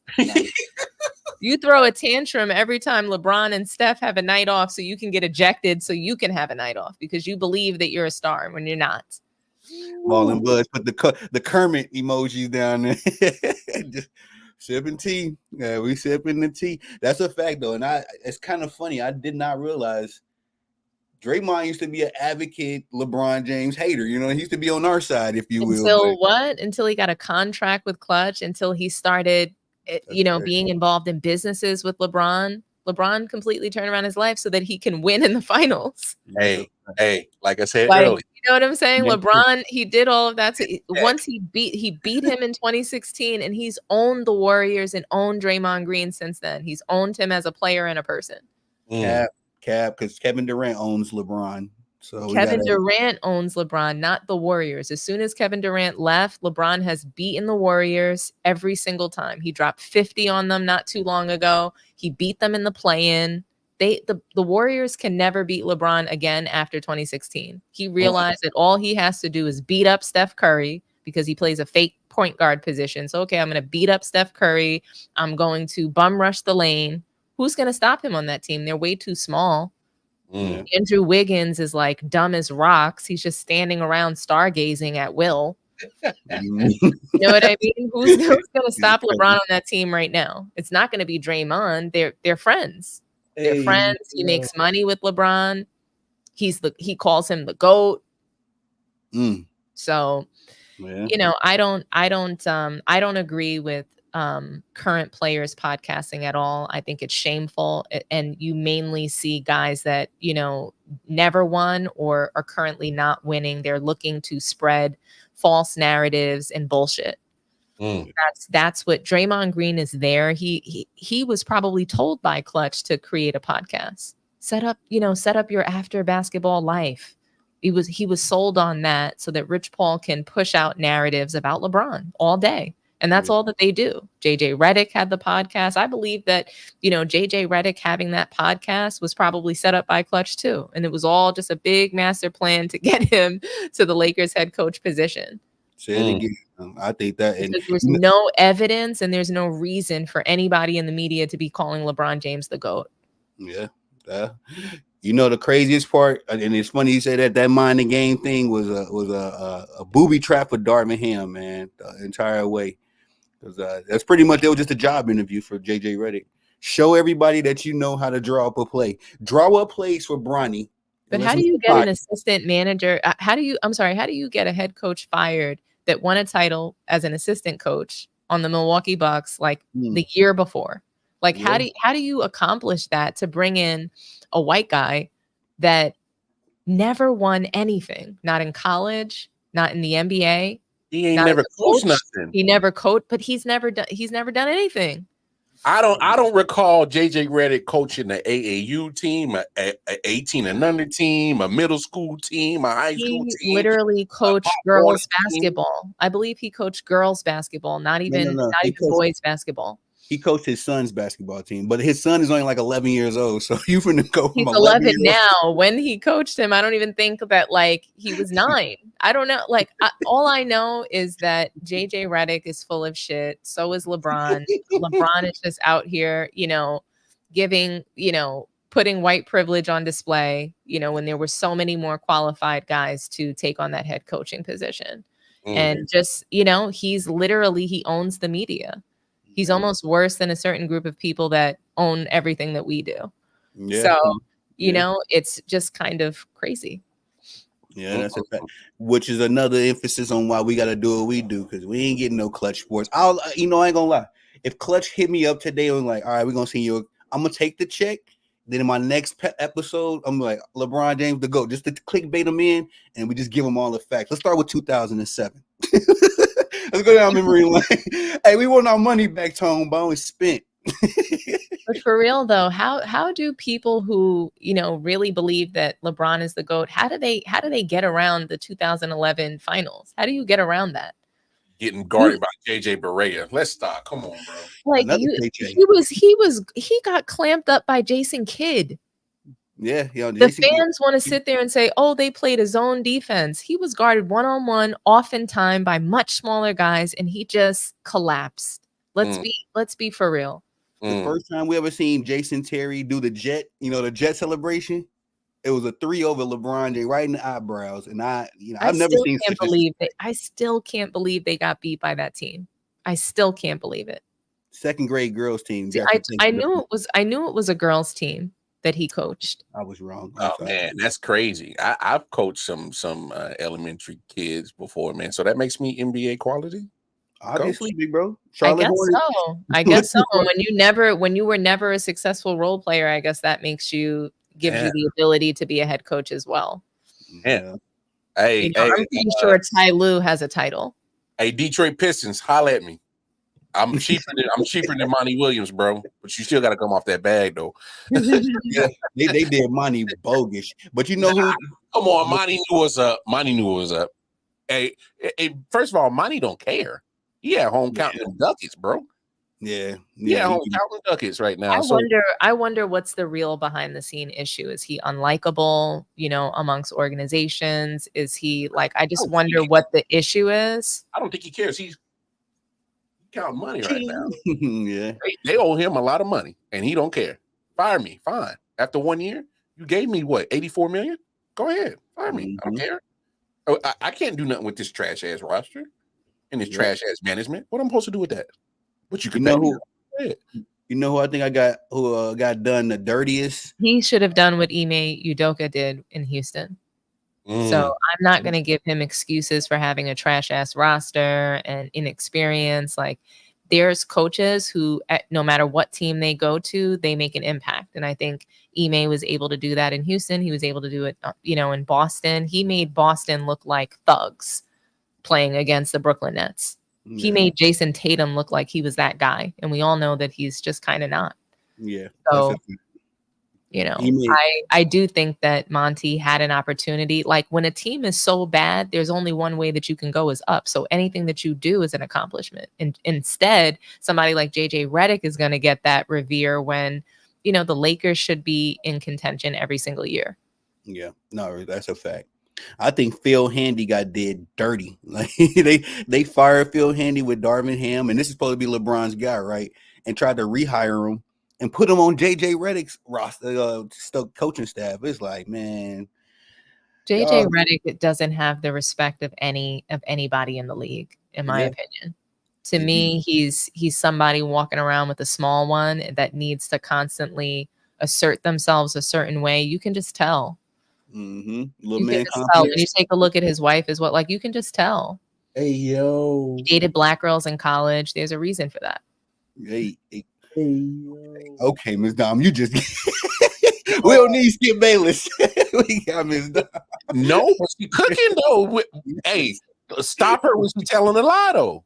Hey, I'm not mad at it. Saying he seems like a very insecure man. Even the way that, like, he would fight with Stephen A. Smith, it just seemed very I don't know. Something is just not right there. And I think that he hasn't accomplished enough in his career. And, a lot of NBA players, they believe, and this is what the current podcast world will tell you, that are current NBA players or even former NBA players, they think that they're supposed to be celebrated just for making it.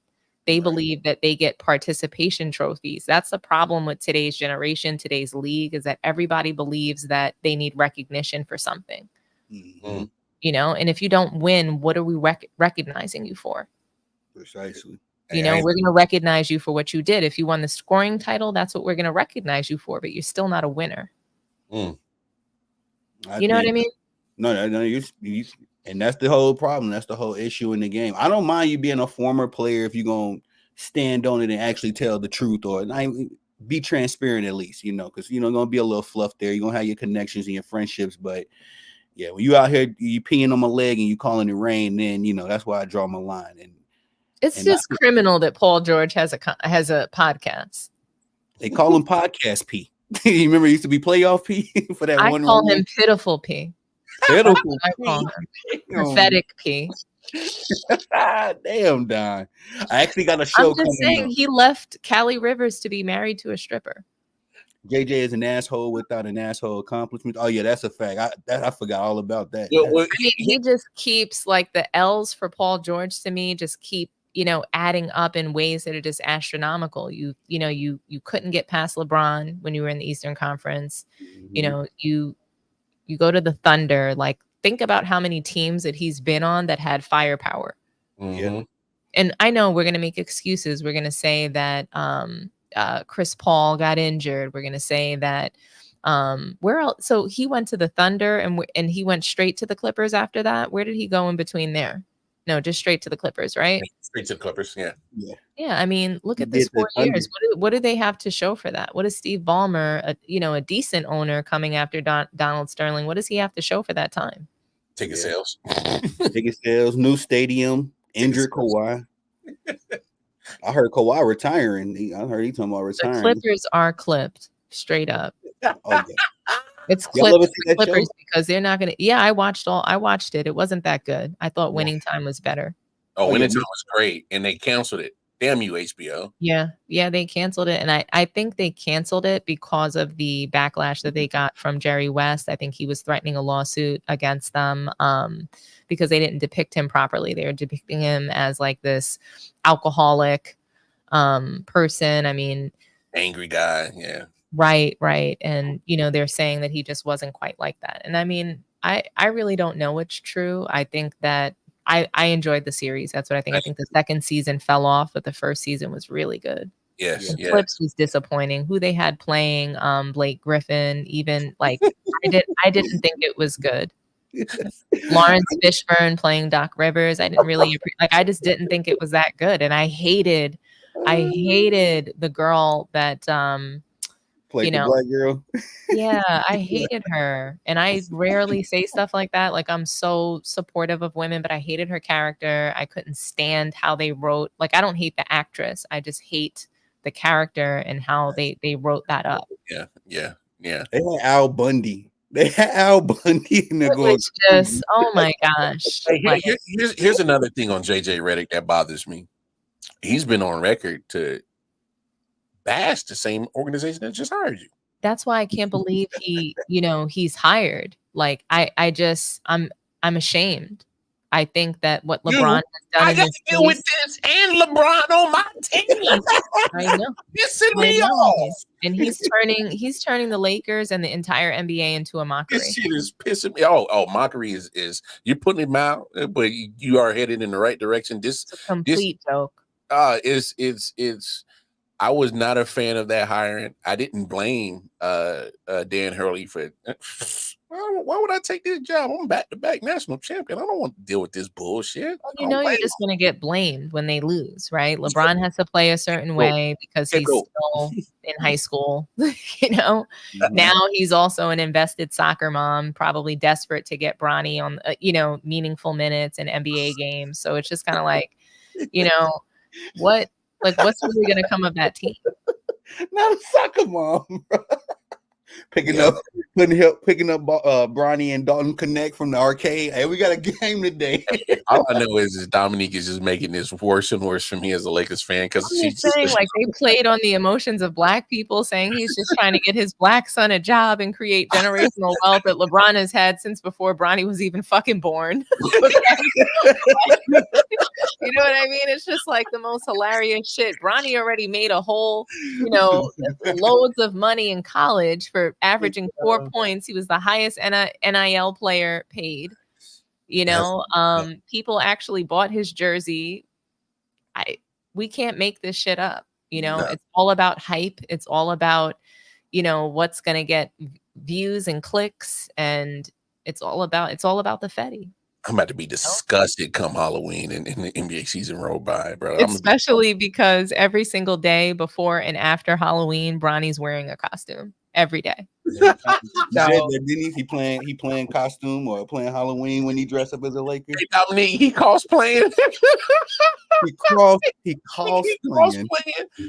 You can see it in his eyes. He has that blank stare. Have you guys ever looked at someone who had like a blank stare? Derrick Rose used to have it, but like he was actually good. Right. Yeah. No, I know what I mean? He was actually good at what he does. Bronny has a legit blank stare, like he's either depressed or waiting to get back to dating white girls in video games. Yeah. Like that's and smoking that's weed. His trajectory. Don't forget smoking that ganja. It's just crazy to me that I do wild card. I feel very bad for you being a late basically we swap spots because before Jalen Brunson got to the Knicks, that's where I was. And now, you've just been in this place of like purgatory or internal hell, dealing with LeBron being on your team. Dominique, Lakers fans get mad at me when I discredit that bubble championship. They get mad at me. Well, there was no fans there. They There get was mad. no legit competition. LeBron saw an opportunity, and that's one thing that I'll say about him is that he's always been able to, him and Rich Paul have always been able to exploit any opportunity to get Strategic. to a win. So they see the path from years ago. So when COVID hit, they saw the path like, hey, if you just do this, if you just show up, you're going to win because this is how the teams are going to land. Right. And you're going to guarantee that majority of stars just don't have the will to even compete right now. Yeah. Paul George, again, shell of himself during that, playoff season. He could have sat out, but instead he literally looked like he was a part of the goon squad, the Toon Squad. No, you're All right. his powers sucked out. So many guys didn't want to show up and compete. They're worried and scared for their lives. COVID probably didn't even really apply to LeBron. Right. Even the rules surrounding COVID didn't apply to him. So, it's just really interesting to me how that all shaped out in that title. And you have the right to feel like, hey, it's not really valid. I don't blame you for feeling like, hey, it's not really valid. No, I don't blame you at all. And when I say Lakers fans are in my inboxes, you ain't no real Lakers fan. We got the banner. We got the trophy. I said, man, physical things may matter, but my eyes didn't deceive me. Amen. Y'all got the in-season tournament. Was it really rewarding for you guys to beat the Miami Heat in 5? I don't count it. I say we got no fans because we all know that LeBron can't shoot. If there was a fan in there, saying anything, he broke his focus. Yeah, he's scared of the free throw line. He's scared of the 3-point line. Like, come on. So here's my main point. So take away the bubble championship. What has LeBron given the Lakers since 2019? We have gotten missing the playoffs in 2019, 2020 bubble championship, 2021. I think you missed the playoffs. 2022, you barely. No, in 2021 they made the playoffs. They went through the in-season tournament and then got knocked out in the first round by the Suns. Yeah. And then 2022, I don't think they made it or something like that. And then is what my biggest point is take the bubble championship out. You either missing the playoffs or you're barely getting in. Now 2023. But imagine though a team that actually plans themselves and wants to be an 8th seed. Nobody. No, but that's the Lakers. They plan for that so that they can orchestrate the title run. Yeah.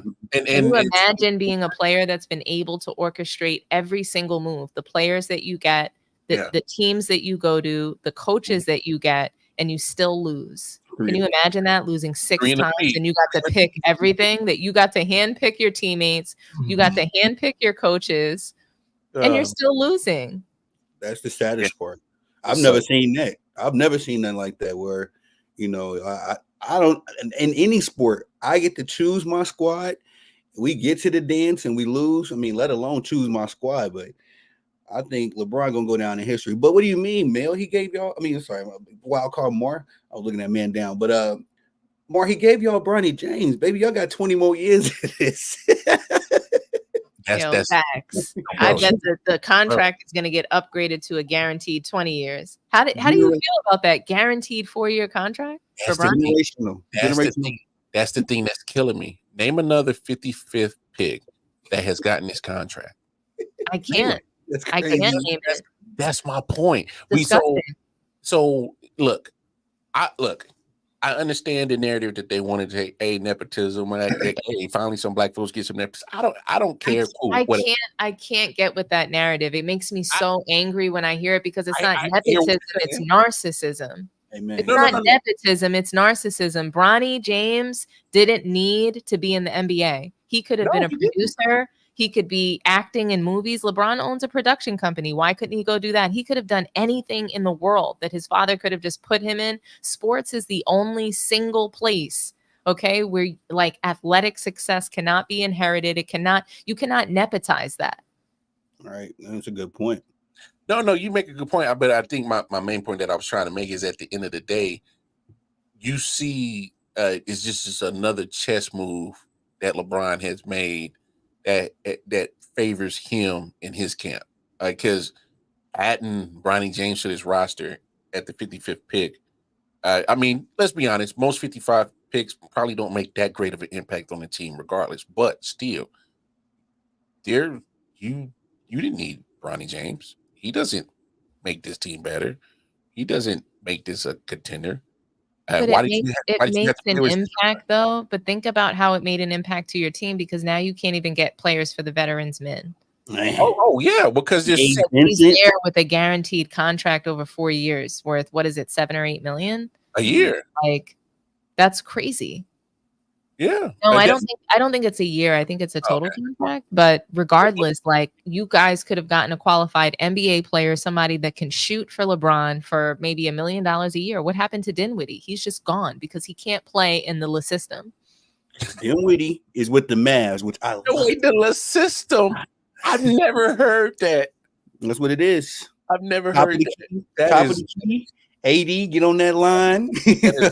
Kyrie, get on the line. Literally, all of LeBron's supporting cast, they just get blamed for the turnovers. Did you ever see that sequence in a game where he turns over the ball and then turns around and yells at Taurean Prince for his own turnover that he caused? Oh, I saw a lot of that this past year. I've seen a lot of that. That's what you have to look forward to. I mean, imagine him yelling at his son on the court. He's going to yell at him for missing the shot when he threw the bad pass. Okay, like it's. Just gave me a good idea for the next video. We're gonna do a video about Bronny James, and we're gonna call it generational propaganda.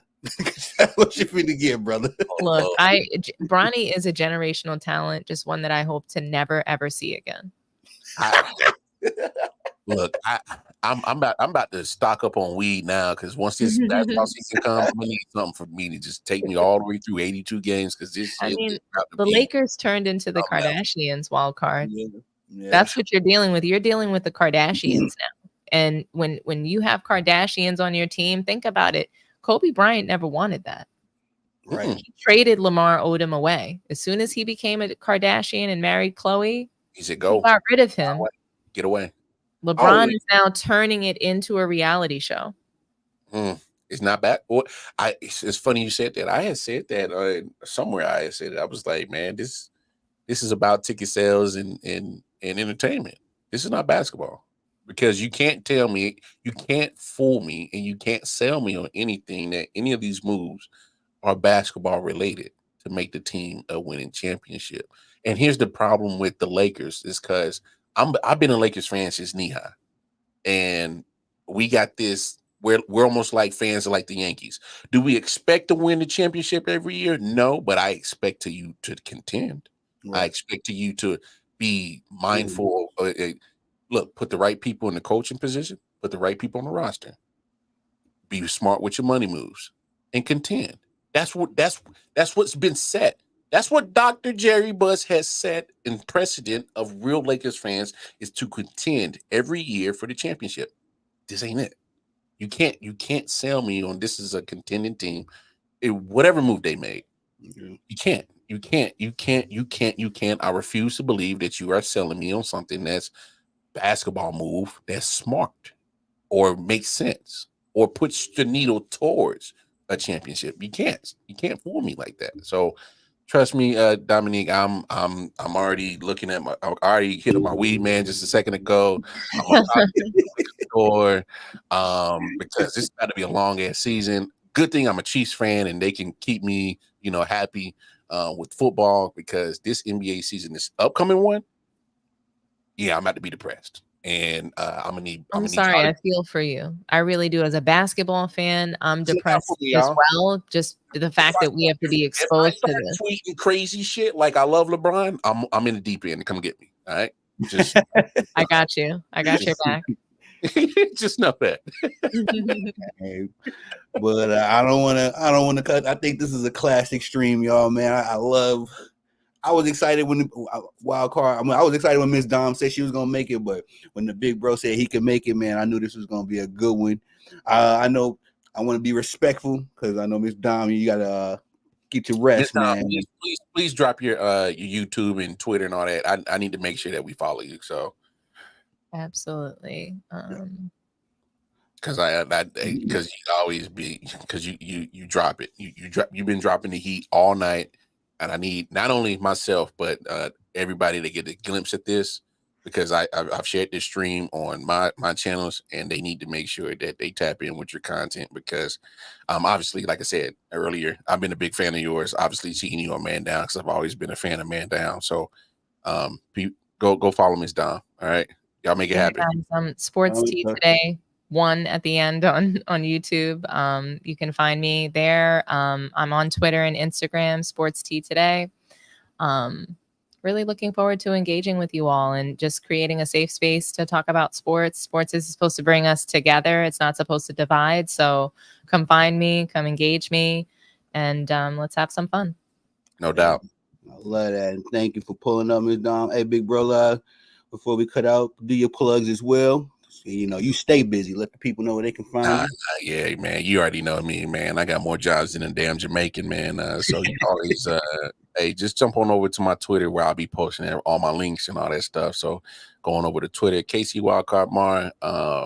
I know IOW Sports, we kind of been on a hiatus. Look forward to IOW Sports coming back. I'm gonna revamp the afternoon show on Monday and Thursdays, and I'm gonna bring the late night owl show back too. So look out for that.